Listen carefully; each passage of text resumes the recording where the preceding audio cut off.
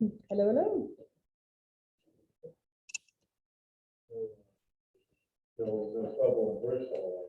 Oh, that's lovely and rare. It really is. Because people just constantly slamming into each other.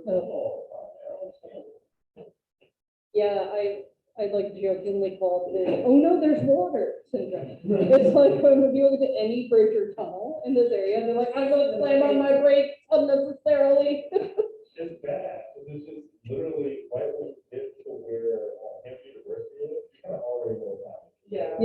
There's nothing to do. Yeah, my favorite was one day I was at a conference in Richmond. I like stayed for the business lunch and I was like, okay, I'll leave now. I'll get back in time for this thing at 3:30, No. like 12:30 or 1. No. But literally parked for like an hour. It took me 3 hours to get home from Richmond.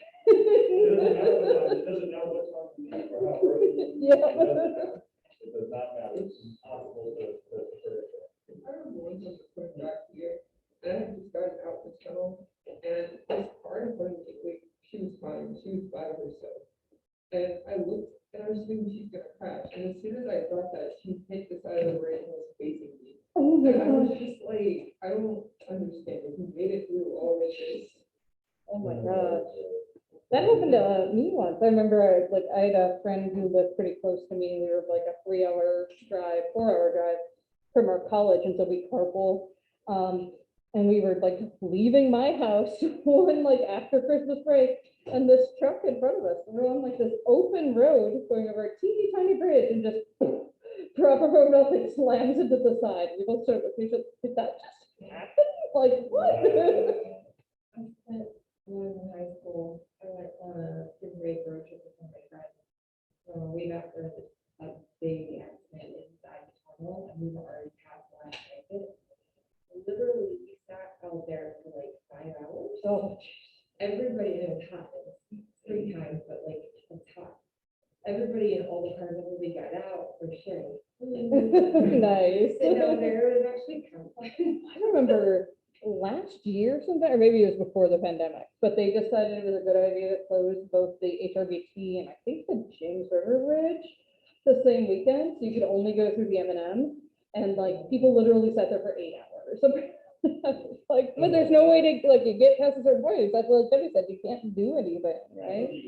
So what was it, 4:45 or something? It was like down to Chesapeake and then goes out to Petersburg and then goes up to Right. Yeah, I've gone that way before. It's actually pretty. Yeah, exactly. All right, so today is another work day. My hope is for those of you who are at the point where you want to use SPSS, we can either, if you have it on your laptop here, work here, or go to the computer lab. But I wanted to take just a couple minutes to walk you through everything that's due because there's a decent chunk of it and it can be a little confusing. So just sort of walk you through everything here, and I'll start by just opening the syllabus just to like get us all back on the same page. And as per usual, this is being recorded, so I will also post this if you need to, like next week at 2 a.m. when you're sleep deprived and panicked. Go back and be like, wait, what did Dr. Myers syllabus do? Your last exam is due tonight at midnight. So if you brought the hard copy, you can turn it in to me at the end of class or like whenever we break to work on group stuff. If not, you can just scan it, take pictures, whatever, and upload it to Blackboard. Or if you just did it in a Word doc, you can upload it that way too. I do have a couple extra copies of it in hard copy if anyone would feel better doing it that way. And if for some reason you wanted to turn it in that way rather than scan it, you can just like shove it under my office door and I'll get it Monday morning. We've done all the assignments for the semester. I think there were fewer than 9 because there were sometimes I just didn't give you the actual assignment. Oh, good. Yeah, there are some that I just like never gave. So I'm going to go through probably this weekend or maybe while my 202 is taking their exam on Monday. And like, essentially, I think one of them was like a reaction to doing the career ones that I just never gave you the assignment for. So like, I'll just give everybody 10 points for that, you know, to get you all on the same page. Okay, and so then these are the two big things you have coming due. So the assessment report. So you've been working with your partners on and off all semester, and I think just like, I'm not clear in how I'm presenting it. Essentially, treat your partner as if they were the client you were giving everything, basically. So you write everything about them. So after we go through this, I'll bring the template back up since I revised it, and I'll show you everything and how you plug it in. But essentially this walks through everything, and I did tweak this a little bit to reflect some of the stuff that you did. So like, this doesn't have the personality one that you all did. So I'm gonna add that in so you get credit for that. But basically, the intake interview, which was the thing you were doing, that's like the intake cheat sheet at the top on Wednesday. That's what you're gonna start with. So we kind of did things a little backward in the semester. It just sort of makes sense the way your book used to be laid out, and then I just liked that vibe. So, and then that structured clinical interview, the one that has like the 3 columns, that's a little confusing to give. Then you write about that next.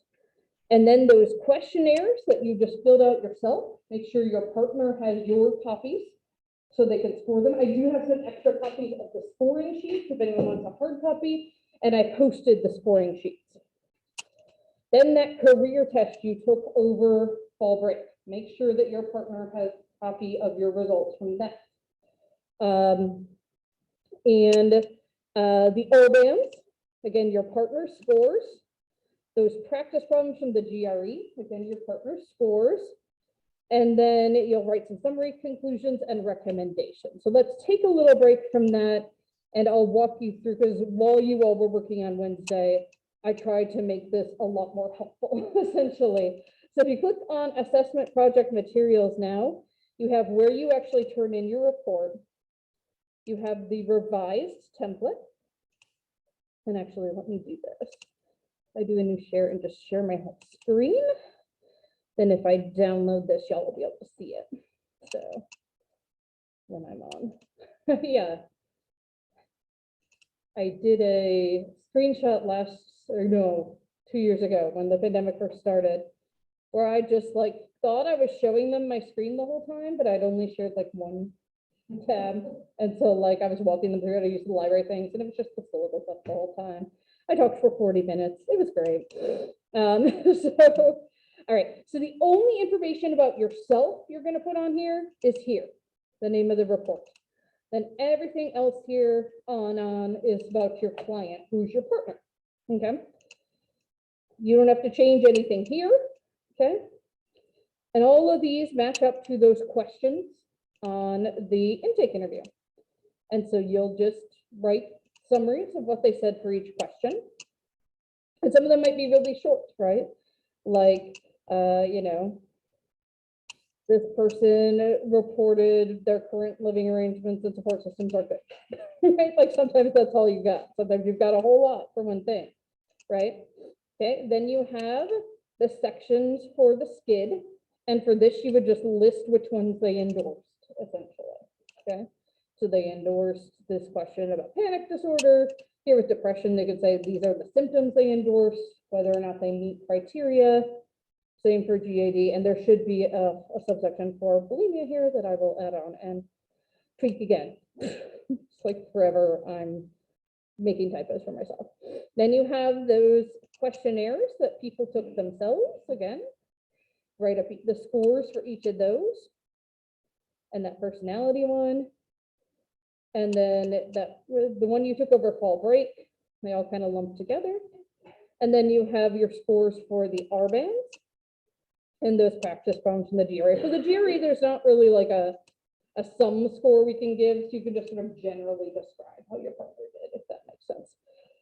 All right, and then you write a summary and conclusions based on that, if you think this person has any problems or if they don't. And then recommendations. So these could be therapy, further assessment, things along those lines. Or it could be, this person seems like they're doing fine, so no other recommendations are needed at this time. And then the student's name becomes your name. And again, those are the only two places where you put any information about yourself on this. So that is the assessment report, and it looks daunting, but honestly, once you have everything scored and together, it'll probably take you like an hour to plug it. You know, if you're verbose, it might take you a little longer to type everything out. But it's not meant to be odorous. It's essentially just meant to replicate the process of what it's like to write one of these reports, give you the full circle. So I posted a whole bunch of stuff here in case you missed anything or your partner missed anything. So I have the GRE questions here. This is really helpful. Thank you to Haley for reminding me I hadn't given you all this. So this is a spreadsheet. Once it opens, you put your partner's raw score for each of the R-bands subscales. And so let's say this person got a 30. Oops, I got enable editing. Hang on. Let's say they got a 30 on list learning. And then it gives you a percentile and the z-score and the mean and standard deviation. So now, like, y'all know what to do with percentiles and z-scores, right? You can kind of think of, okay, this person's in the average range. Cool, right? So that makes it really easy to do those interpretations. And then I have the 3 questionnaires. Again, remember, you only have to do one. Just make the reason I had 3 is in case any of them tried to charge you. So, but if anyone needs to take that or needs to retake it because you've lost your answers, posted those there. And then I have each of those self-report inventories and their scoring posted as well, again, for anyone who hadn't done that. And then I have the interview cheat sheet posted as well. So I basically tried to post everything I could legally. So I can't post the RNs or the SKID because they're copywritten. But everything else is fine. So I posted everything I could legally for you all, so it's all in one place. So hopefully that's helpful for this process. And that is due midnight the day of our poster presentations, which is the 10th. Okay, you've got till midnight that night. All right, back to the syllabus. All right, then your group project. Okay, so I think a couple people are still like trying to get their questionnaires out. I know you feel like panic that you're behind. It's okay. You'll get your data. It'll be good. And if anyone needs me to do what I did for one of the groups and send them to a couple of my classes to get people, I can do that. But basically, when you're sending out your questionnaire, you want to make sure that you have your informed consent, demographics,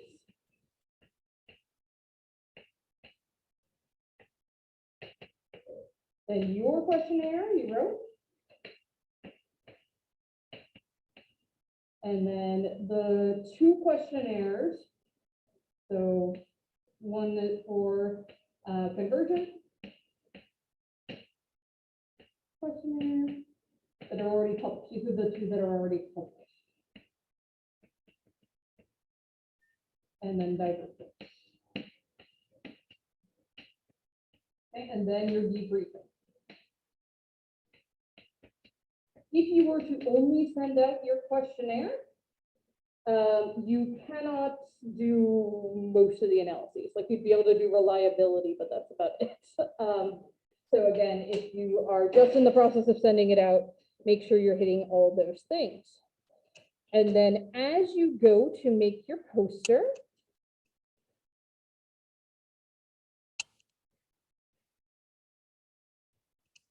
we have a template for that. The scoring rubric's also posted here.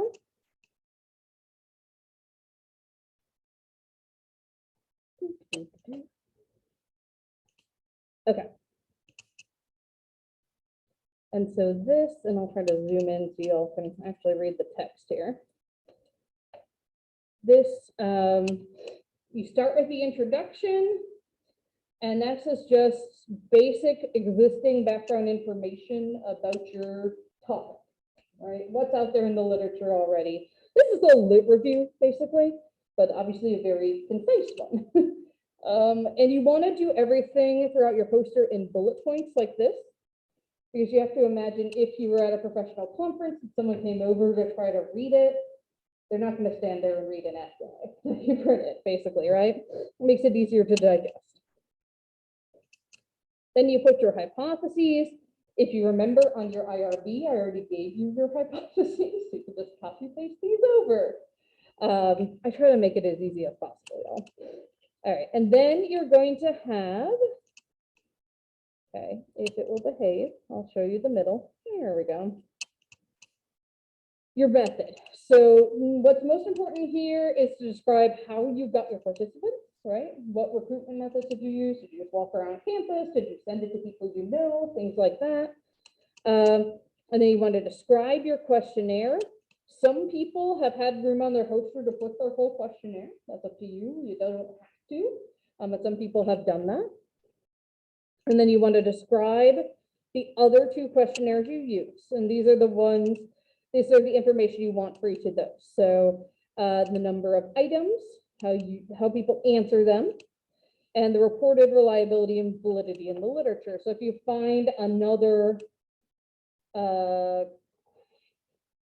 published article, there we go, that uses that questionnaire that's published, it will report all this information in the method section.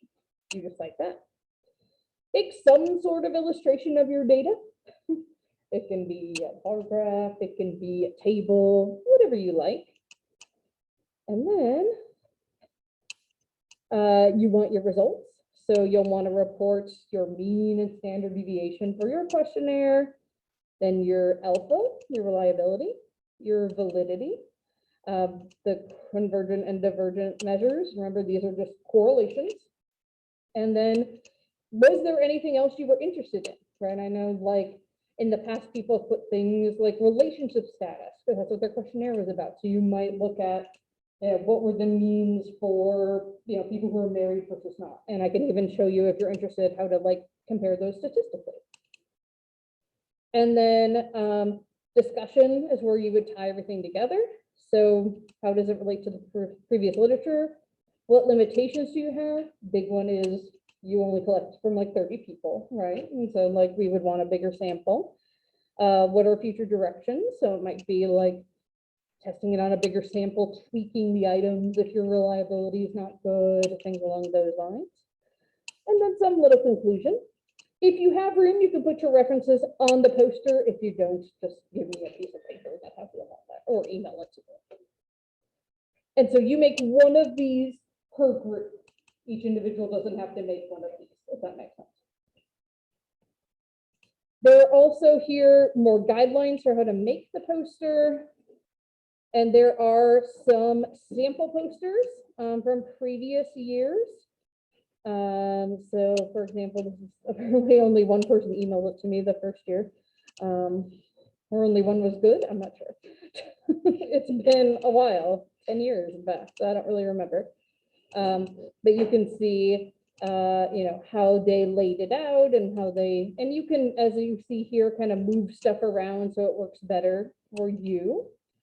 So that's from when we were actually still a college, not a university. Some other ones here.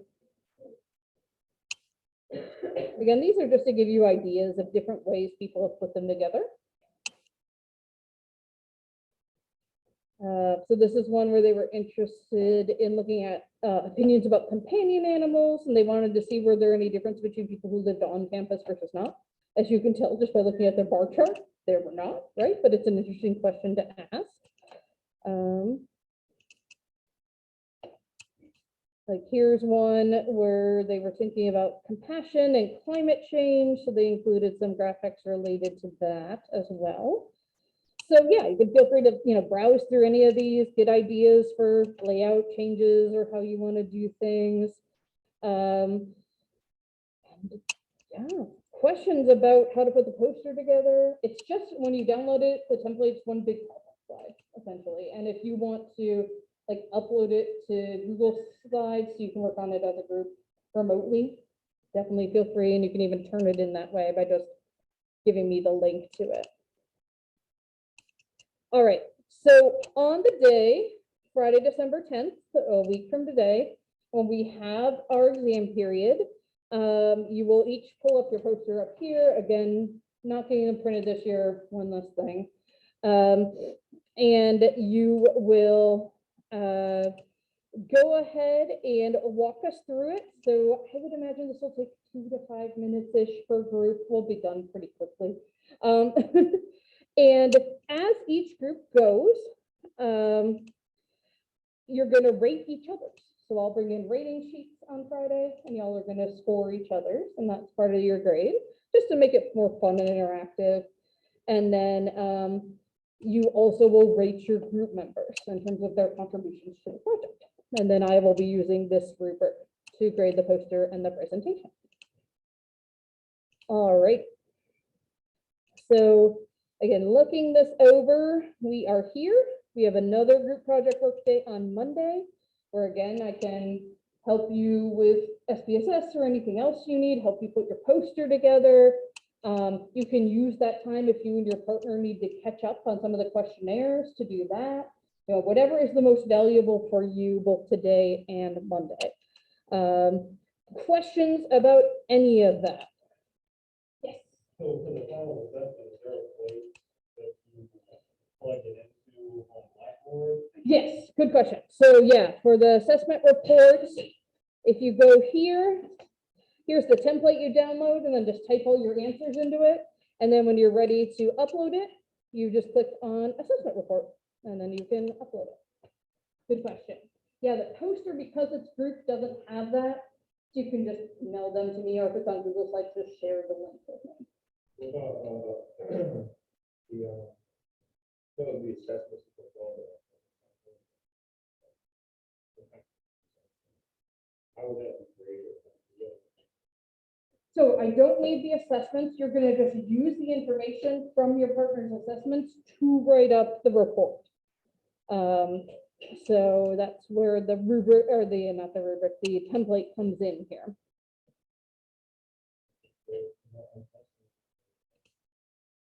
Yeah, yeah.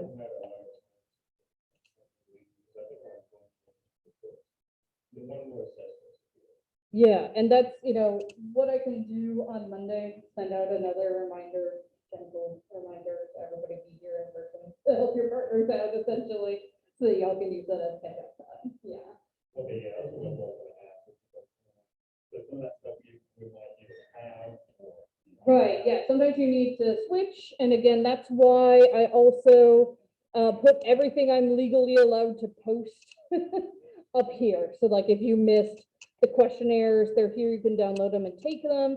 If you missed or misplaced, right, your information from taking the career one over Fulbright, you can click one of these links and take it. So yeah, I tried to put everything in one place for you if I could. Yeah, so one more question. So, say if we're not able to get the record with my partner, and we have some scenarios, you know, where we just like made up like fictitiously, can we continue that with some of that stuff if we can't get our partner? Oh, that's a good question. Yeah, so what people have done in the past is done sort of like a hybrid of like a partner and like a family member or friend, Right. and that's fine. And you know, like if you have your partner's contact information, you can also feel free to work on this stuff outside of class. But I've given you all this time in class just because I don't want you to have to do that. There's enough work outside of class for this. So, yeah. Plus, if you get the chance to do it here, I'm here if you have questions, right? Because some of them are complicated, as we've seen, right? So hopefully, if nothing else, doing the assessments for the assessment report has shown you that this is a bit of a challenge sometimes, right? Even for well-trained people. So yeah, I always joke that like giving an intelligence inventory is much more of an intelligence test for the person giving it than the person taking it. It's really difficult. All right, other questions, logistical issues? All right, cool. All right, I'm going to stop sharing and stop recording, and I will post that